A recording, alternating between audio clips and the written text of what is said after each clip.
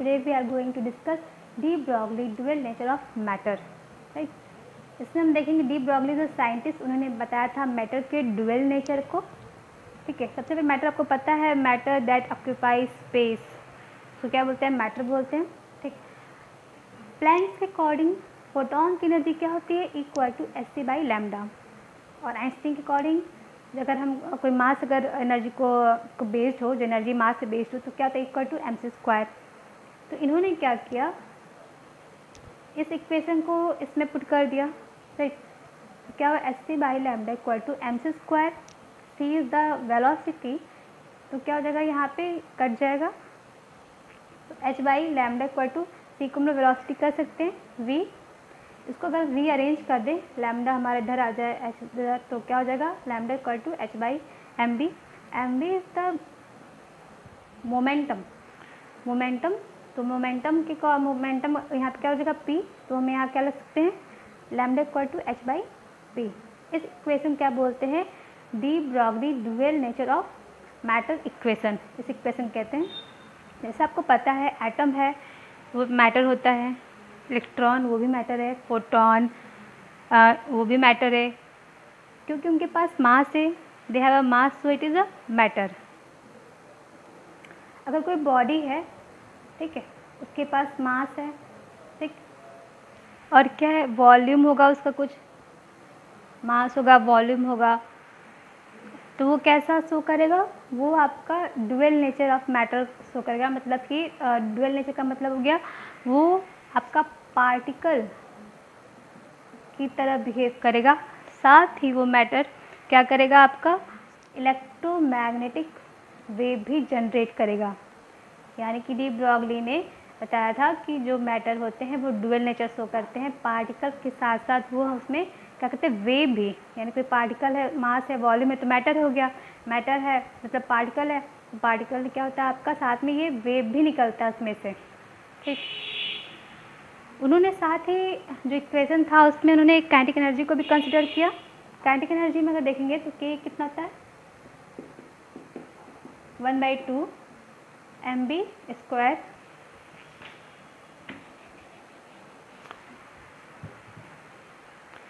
अगर हम both side M से मल्टीप्लाई कर दें, multiply both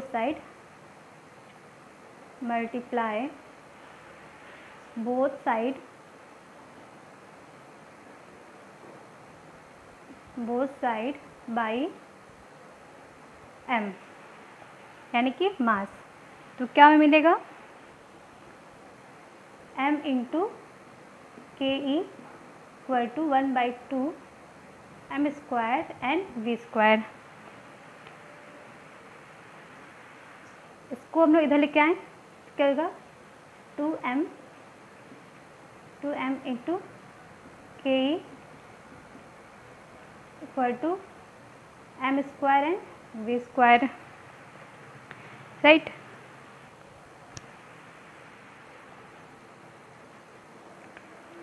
M square V square को हम लोग यहाँ लिख सकते हैं पी स्क्वायर भी, क्या दे सकते हैं, ये क्या जगह 2m इंटू के। अगर स्क्वायर को हम लोग इधर शिफ्ट करेंगे तो आपका हो जाएगा P square equal to under root, क्या जाएगा आपका 2m के। ये हो गया आपका इक्वेशन नंबर 1।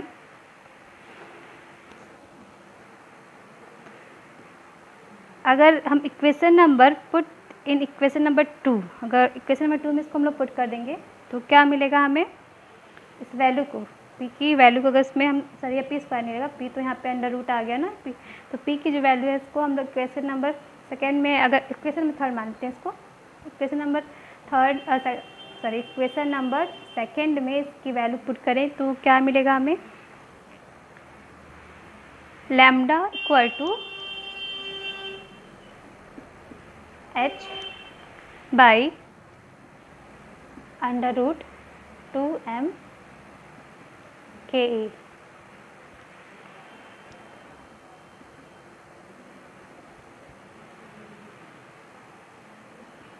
इस इक्वेशन से हम लोग kinetic energy lambda electromagnetic wave के कोरिलेशन को भी पता कर सकते हैं। तो न्यू कॉन्सेप्ट क्या आता है हमारे पास कि जो पार्टिकल्स होते हैं उनके पास मास होते हैं, वेलोसिटी होती है। अगर पार्टिकल्स का मास है, वेलोसिटी है, इसका मतलब इसका मोमेंटम भी होगा। मोमेंटम है यानी p²mv, ठीक है, मतलब वो मैटर है। यानी हमारी जो बॉडी है, अगर हमारे बॉडी मास है, हमारे पास मास है, वॉल्यूम है और मोमेंटम भी होगा हमारा, हम भी एक मैटर हैं, राइट। कहने का मतलब कि अगर मैटर है तो मोमेंटम शो करेगा, मोमेंटम शो करेगा, उसके साथ ही वो वेव नेचर भी शो करेगा।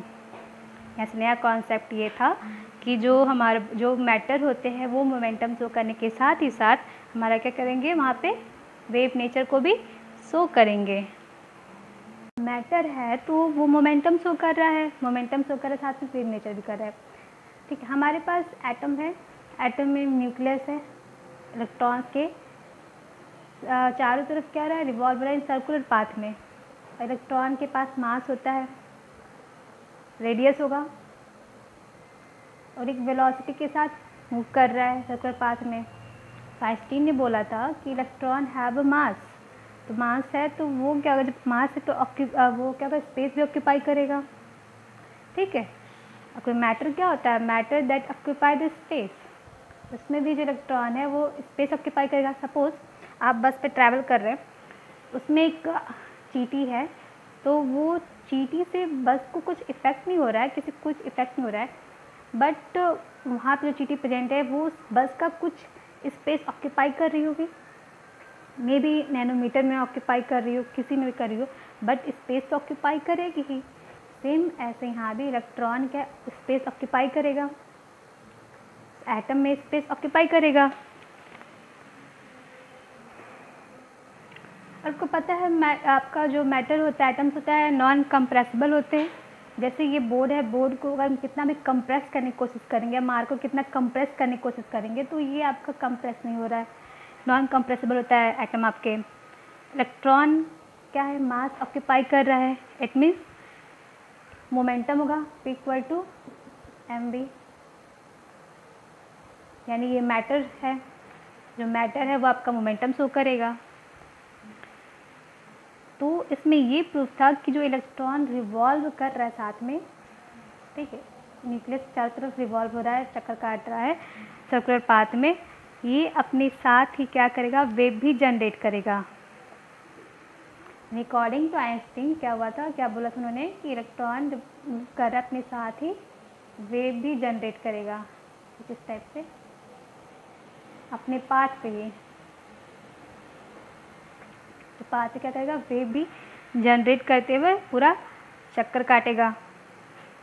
तो यहाँ पे अगर हम L देखेंगे, L² एक पूरा कंप्लीट चक्कर काटने पे अगर सर्कमफ्रेंस देखें तो कितना हो जाएगा, 2πr लिख सकते हैं, यानी एक इलेक्ट्रॉन की पूरा रिवॉल्व होने में।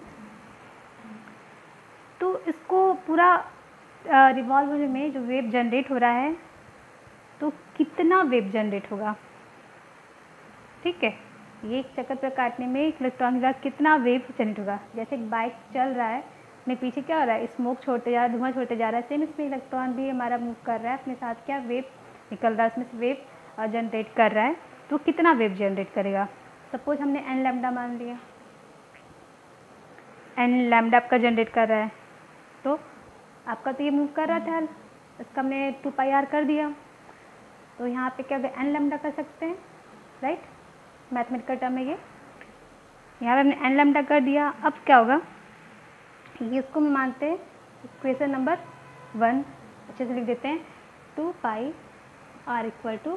= n lambda, that is equation number 1।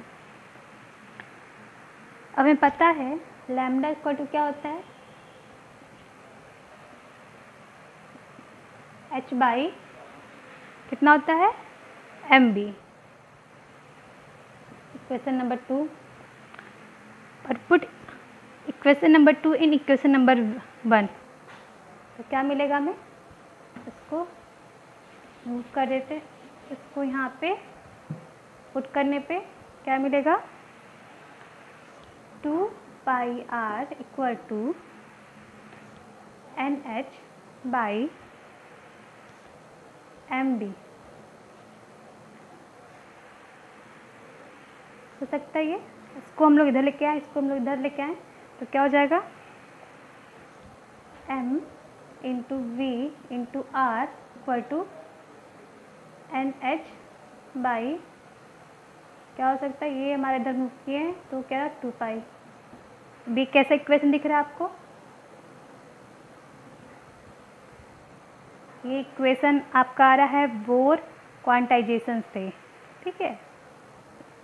Niels Bohr में आपको मैंने लास्ट वाला पोस्टुलेट बताया था कि उन्होंने देख रहा था कि वो देख रहे थे कि n/2π हो रहा है, बट उसको प्रूफ नहीं कर पा रहे थे कि कैसे जो हमारा ये NH/2π हो रहा है, ये कैसे होता है, यानी कि MBR इक्वल टू H/2π कैसे रहा, बोर क्वांटाइजेशन, इसको मैंने पढ़ा चुका है।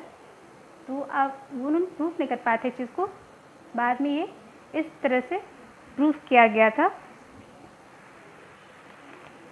यहाँ मतलब यहाँ पे आपका प्रूफ हो गया कि जो हमारा नील्स वो जो प्रूफ नहीं कर पा रहे थे इस पोस्टुलेट को, ये यहाँ पे इसको बोलते हैं बोर क्वांटाइजेशन इक्वेशन।